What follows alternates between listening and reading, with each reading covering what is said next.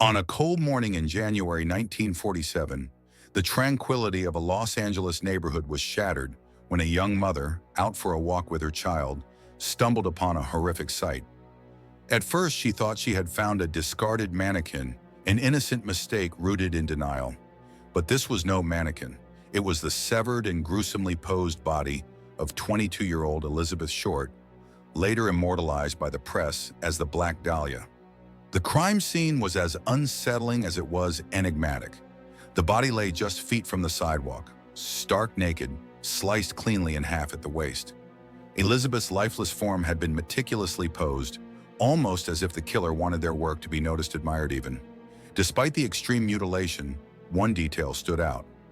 Not a single drop of blood was found at the scene. This chilling clue revealed that Elizabeth had been killed elsewhere, and her body transported to this quiet street. The Los Angeles Police Department took the lead, but this wasn't a job for local authorities alone. They called in the FBI, which quickly proved its technological advantage. Within just 56 minutes of receiving blurred fingerprints via sound photo, an early version of the fax machine, the FBI identified the victim as Elizabeth Short. She was a 22-year-old aspiring actress, seeking stardom in the bright lights of Hollywood. Elizabeth's life, much like her tragic end, was filled with complexities.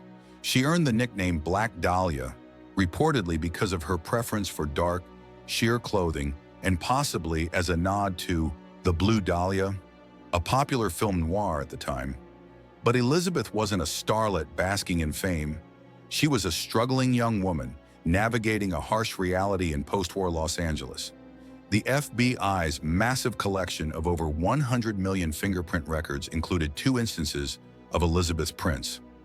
The first came from a job application at Camp Cook, an Army commissary in California. The second was from a less flattering moment, her 1943 arrest for underage drinking in Santa Barbara. These records, along with her mugshot, provided the media with an image of the enigmatic woman who would go on to captivate the public's imagination. The investigation was extensive.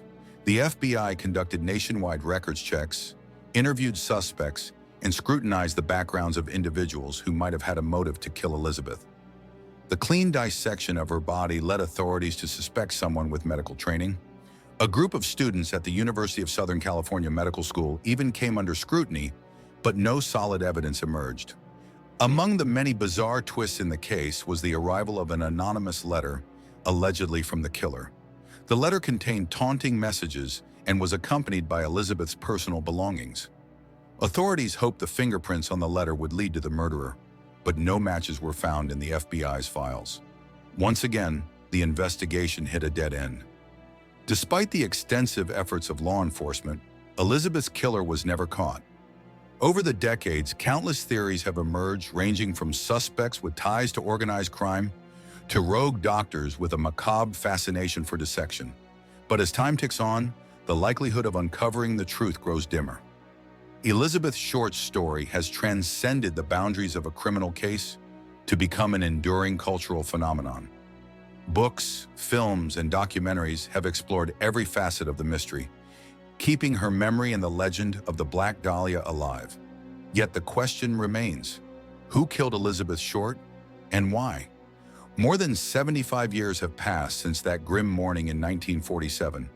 The world has changed dramatically, but the shadow of the Black Dahlia's mystery lingers, a haunting reminder of a crime so brutal it refuses to be forgotten. The murderer may never be found, but Elizabeth Short's story remains etched into the collective consciousness, as enigmatic and dark as the name she is remembered by.